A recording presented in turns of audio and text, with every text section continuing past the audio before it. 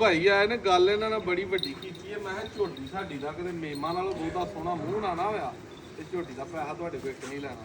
ਇਹ ਹੁਣ ਤੁਹਾਂ ਫੈਸਲਾ ਕਰਨਾ ਕਿ ਝੋਟੀ ਹੈ ਤੇ ਜਾਣ ਲਈ ਹੈ ਝੋਟੀ ਦੇ ਕੰਮ। ਇੱਧਰ ਲਿਆ ਸਿਰਾ ਬੂਥੀ ਵਹਾ ਦੇ, ਡਰਦੀ ਹੈ ਜਰਾ। ਤੇਲ ਲੱਗਾ ਹੋਏ, ਮੂੰਹ ਧੋਤਾ ਹੋਏ, ਸਾਰੀ ਕਾਲੀ ਸਿਆਹ ਮੁਸ਼ਕੀ। ਇਹ ਸਿੰਗੀਆਂ ਜੀ ਜਿਨ੍ਹਾਂ 'ਚੋਂ ਇੱਕ ਇੱਕ ਉਂਗਲ ਨਹੀਂ ਲੰਘਦੀ। ਇਹ ਫੱਟੇਦਾਰ ਪਿੱਛੋਂ ਚੌੜੇ ਸਿੰਘ, ਸੋਹਣੀ ਬੂਥੀ, ਨੀਲੀ ਦਾ ਹੁਸਨ ਇਹਨੂੰ ਆਖੀਦਾ। ਪਿੱਛੋਂ ਵੀ ਜਰਾ ਝੋਟੀ ਇਹ ਚਾਚੇ ਹੋਰੀ ਆਏ ਨੇ। ਜੇਲਮ ਕਿਹੜੀ ਜਗ੍ਹਾ ਤੋਂ ਆਏ ਹੋ ਚਾਚਾ ਜੀ? ਇੱਧਰ ਬਾਤ ਕਰਾ ਭਾਈ, ਕਿਹੜੀ ਜਗ੍ਹਾ ਤੋਂ ਆਏ ਹੋ? ਜੇਲਮ ਸੰਘੋਈ ਜੇਲਮ ਤੋਂ ਆਏ ਨੇ। ਤੇ ਪਹਿਲੋਂ ਆਂਦੇ ਸਨ ਕੋ 13-14 ਸਾਲ ਮੱਝਾਂ ਰੱਖੀਆਂ। ਇਹ ਤਾਜ਼ੀ ਮਾਈ ਸੂਈ ਆਪਾਂ ਗੱਭਣੀ ਉੱਥੋਂ ਲਈ ਸੀ ਤੇ ਸਾਡੇ ਗੁੱਜਰ ਭਰਾ ਨੇ ਉਹਨਾਂ ਦੇ ਕੋਲੋਂ ਲਈ ਸੀ।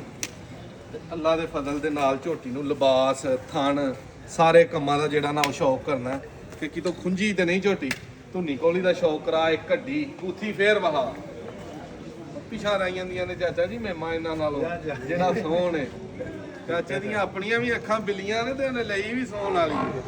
ਆ ਕੇ ਕੈਸਾ ਲੱਗਾ ਚਾਚਾ ਜੀ? ਜਨਮ ਚੱਸ ਆਈ ਹੈ ਮੱਝਾਂ ਕੋ 25-30 ਵੇਖੀਆਂ ਤੇ 81 ਲੱਗਾ ਸੋਹਣਾ ਸਾਰਾ।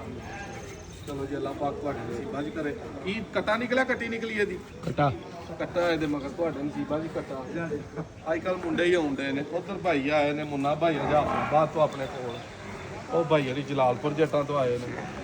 ਆਹ ਭਾਈ ਹਰੀ ਵੀ ਆਏ ਨੇ ਆਪਣਾ ਮੱਝਾਂ ਦਾ ਕੇਸ ਕਰਨ। ਮਾਲ ਪਹੁੰਚਿਆ ਅੱਲਾ ਦੇ ਫਜ਼ਲ ਨਾਲ, ਰੌਣਕਾਂ ਲੱਗੀਆਂ ਭਰਾਵਾਂ ਦੇ ਮੁਫਤਾਂ ਦਾ ਪਿਆਰ ਦਾ ਸ਼ੁਕਰੀਆ। ਇਹ ਭਾਈ ਸਿਆਲਕੋਟ ਤੋਂ ਆਏ ਨੇ ਮੱਝ ਲੈਣ। ਚੋਈ ਜੇ ਕੋਈ ਸਵਾਦ ਆਇਆ? ਸਹੀ ਹੈ, ਪਾਸ ਹੈ, ਮਗਰੋਂ ਸਲਾਹ ਹੋ ਗਈ ਹੈ, ਹਰ ਸ਼ਾਹ ਉੱਗੇ ਵੇ।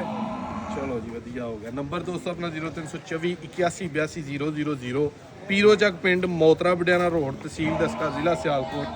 ਅੱਲਾਹ।